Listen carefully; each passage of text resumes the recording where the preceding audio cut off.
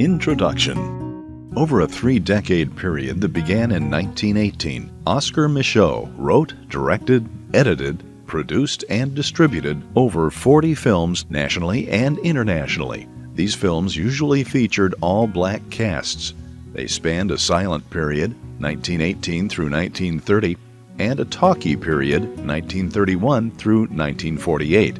According to the catalog of the United States Library of Congress, Micheaux also authored 7 novels from 1913 to 1942. However, in a 1979 article, Bernard L. Peterson, Jr. credits him with 10. These are considerable accomplishments for the son of former slaves and a man without formal education. Given such a background and a period in American history into which he was born, Micheaux's achievements take on some magnitude. Micheaux died in relative obscurity in 1951. His memory was nationally resurrected in 1973 by the Black Filmmakers Hall of Fame in Oakland, California. They began an annual presentation of the Oscar Micheaux Awards to black actors, composers, singers, writers, directors, producers, and cameramen. Recipients of the prestigious award have included such notables as Lena Horne, Mady Norman, Josephine Baker, Duke Ellington, and Paul Robeson, who received his first film role from Micheaux in 1924. As of this printing, no award is given in Micheaux's honor by the Academy of Motion Picture Arts and Sciences or the American Film Institute. Both these organizations have distinguished records for honoring film pioneers but have yet to bestow public honor upon Micheaux. The Producers Guild, encouraged by Floyd Johnson, established an Oscar Micheaux Medal for Outstanding Achievement by an African American to film and television in 1995. The Guild's first recipient was Ike Jones, and in 1997, Gordon Parks was acknowledged. The African American population of the period, the local censorship boards, and the sheriffs across the country considered Micheaux and his work to be highly controversial. Peterson refers to him as America's first fabulous black filmmaker. Donald Bogle calls Micheaux's work a shameless promotion of the world of hair straighteners and skin lighteners, which would embarrass many people today. This study examines the life and work of Oscar Micheaux from his birth in 1884 through 1931. Its primary focus is on Micheaux's silent filmmaking career, which began with a 1919 blockbuster, The Homesteader, and ended with the production of his first talkie, The Exile, in 1931. The latter marked the beginning of a rocky 2 decades in sound, which is discussed in Chapter 8. There's no way Micheaux's achievements can be measured or understood without recognizing the periods of history which served as background to his colorful and turbulent life.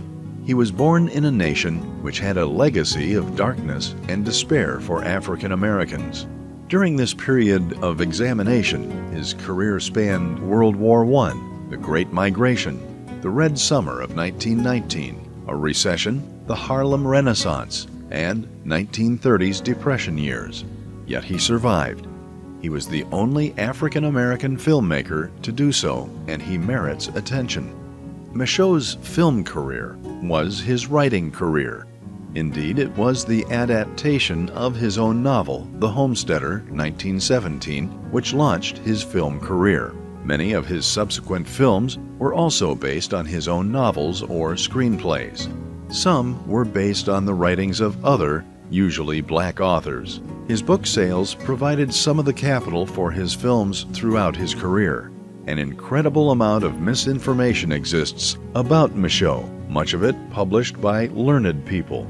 He was not the first black filmmaker, nor the head of the first African-American film company. He did not always use all African-American casts. He certainly did not use all African-American crews, and he did not make the first all African-American sound movie. Some films attributed to him are not his, while others, in fact most, that are his are lost to us forever. It was difficult to try to sort out fact from fiction and to seek corroborative data by cross-checking various newspapers, books, and personal recollections of those who knew him. Much of Micheaux's early life, prior to his filmmaking, is reconstructed from books he wrote, which are believed to be essentially autobiographical. This is somewhat problematic inasmuch as few of us would write of ourselves in an unflattering light, particularly if we were as proud as this man apparently was. Nonetheless, this book relies heavily on his first novel, The Conquest, 1913, to summarize his years before film. Trying to wade through the biases of those who knew him was equally burdensome. Those who spoke unkindly of him had their reasons, those who spoke favorably of him had theirs. Oscar Micheaux seemed to be saint to some, sinner to others, and a mystery to all. Comments from these individuals have been evaluated objectively, and where evidence exists which does not support a particular recollection, it is noted. A variety of data collection efforts were employed because of a substantial amount of African American history that is lost or ignored. Two primary sources were the Henry Madden Library, California State University, Fresno, and the Research Library, Special Collections, of the University of California at Los Angeles. Utilizing the Interlibrary Loan Program and through numerous letters of direct inquiry, records were searched in libraries at the University of Illinois, Fisk, Howard, Tuskegee, and Yale universities. Libraries of at least a half-dozen institutions within the California State University system provided the various novels written by Micheaux. Additional contact was made with the public libraries in Chicago, Illinois, Roanoke, Virginia, New York City, and Sioux City, Iowa. The Ohio Historical Society offered copies of letters from the early 20s between Micheaux and the noted African-American author Charles Chestnut. A professor at Elizabeth State University, North Carolina, provided the name and source of the missing 10th novel attributed to Micheaux. Data were also collected from citizens in Metropolis, Illinois, birthplace of the filmmaker. Advanced in years but eager to help, one schoolteacher there used a graduate student in education from Southern Illinois University to act as correspondent intermediary. The Library of Congress, the Amistad Research Center of New Orleans, the Black Filmmakers Hall of Fame Incorporated, and the libraries of the Academy of Motion Picture Arts and Sciences and American Film Institute in Los Angeles searched their files with varying degrees of success.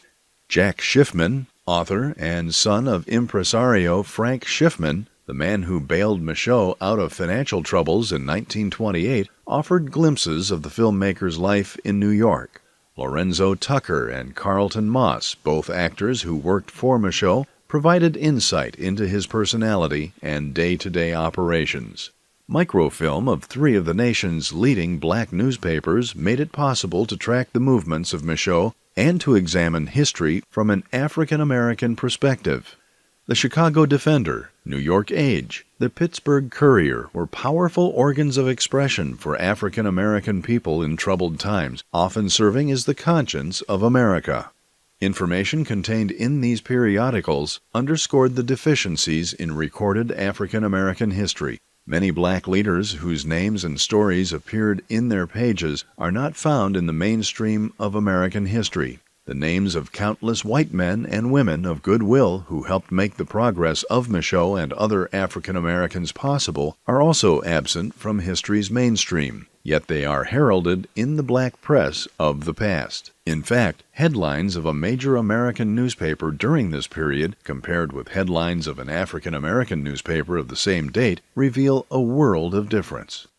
This study is composed of 9 chapters. Chapter 1 gives a brief history of racism in America and racial stereotyping in its mass media during the latter half of the 19th century. This serves to establish the kind of societal conditions into which Oscar Micheaux was born. His life, from his birth in 1884 until 1917, during which time his idealism and ambition helped him to rise above that environment, is summarized in Chapter 2. The chapter is based largely on information contained in The Conquest, Micheaux's first novel. This is followed with an examination of the beginnings of the movie industry, Chapter 3, how it portrayed blacks in a negative manner, and the development of black nationalism among African Americans as a result of racial stereotyping in the media and being shut out of a democratic society.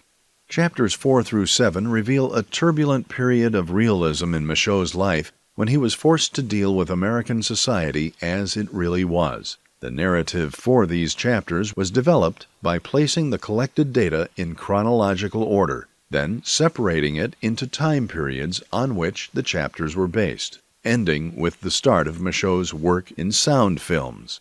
That final period of his life, one of struggling to survive, is summarized in Chapter 8, followed by the Micheaux legacy in Chapter 9.